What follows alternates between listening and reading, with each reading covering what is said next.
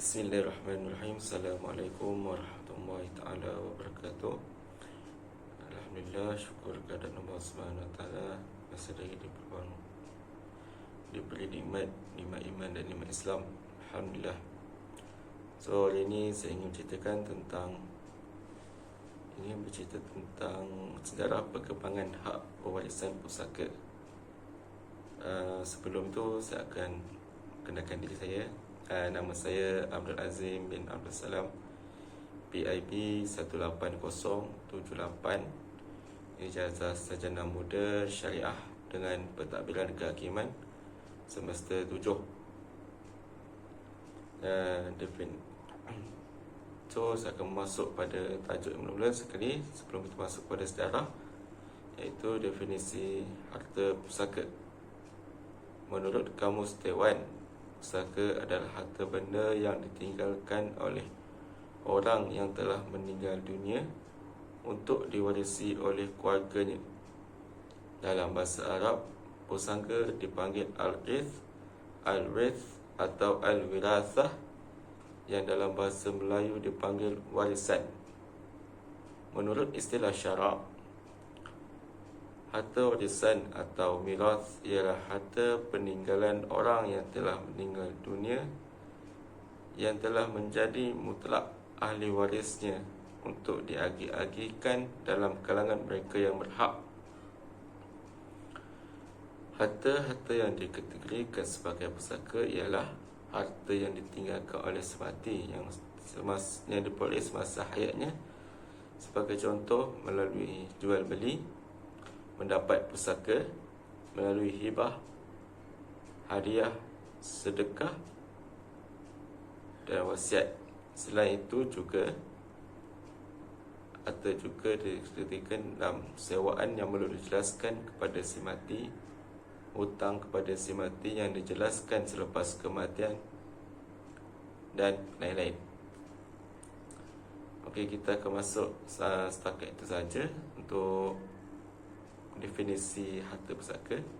So kita akan masuk kepada sejarah perkembangan hak pewarisan pusaka.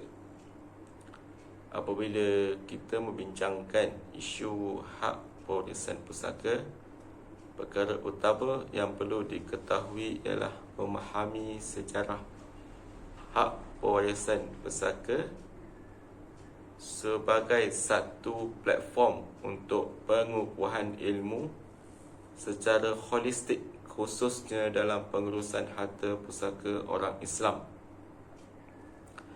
Kegagalan memahami perkara tersebut menyebabkan netizen masa kini tidak mengetahui hikmah dan kepentingan ketetapan hak pewarisan dalam Islam. Sehubungan dengan itu, dalam menelusuri sejarah pensyariatan hak pewarisan pusaka, kita telah kategorikan kepada dua fasa, iaitu fasa pertama zaman jahiliah dan fasa kedua pasca Islam. Pada fasa pertama, iaitu yang berlaku pada zaman jahiliah, satu zaman yang penuh dengan penindasan, kezaliman dan kegelapan. Golongan yang lemah ditindas dan golongan yang berkuasa bebas melakukan apa sahaja mengikut kehendak hawa nafsu tanpa dibimbing dengan akal fikiran dan panduan agama.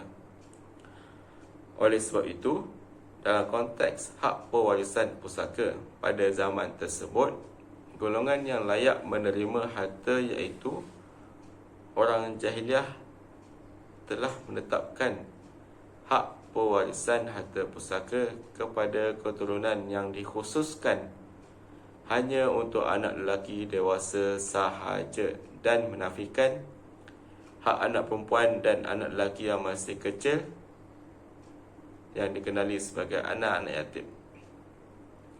Faktor utama orang Arab jahiliah bertindak sedemikian disebabkan kelemahan anak perempuan dan anak lelaki yang masih kecil dari aspek fizikal.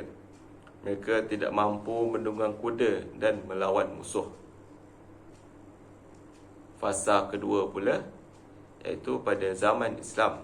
Hijrah Nabi dari Mekah ke Madinah ialah fasa transformasi untuk memertabatkan ummah. Penghijrahan tersebut disebabkan oleh Arab jahiliah masih bertuhankan hawa nafsu dalam kehidupan. Maka Islam yang dibawa oleh Nabi Muhammad SAW ialah agama yang mementingkan hak dan keadilan serta menghapuskan segala bentuk kezaliman dan penindasan. Metodologi yang dilaksanakan oleh Nabi Muhammad SAW dalam memperkenalkan Islam secara berkhidmah dan berperingkat-peringkat supaya orang Islam yang menerima kedatangan Islam tidak merasa keberatan untuk melaksanakan perubahan tersebut. Peringkat pra-Islam, pelaksanaan hak pewarisan pusaka berbeza sedikit daripada fasa zaman jahiliah. Terdapat 4 peringkat hak pusaka selepas kedatangan Islam, namun saya hanya ingin menyebut 1 peringkat sahaja. Syariat menetapkan hak pewarisan pusaka kepada keturunan bukan sahaja kepada anak lelaki dewasa sahaja, malah mengiktiraf hak anak perempuan dan anak lelaki yang masih kecil dalam pewarisan.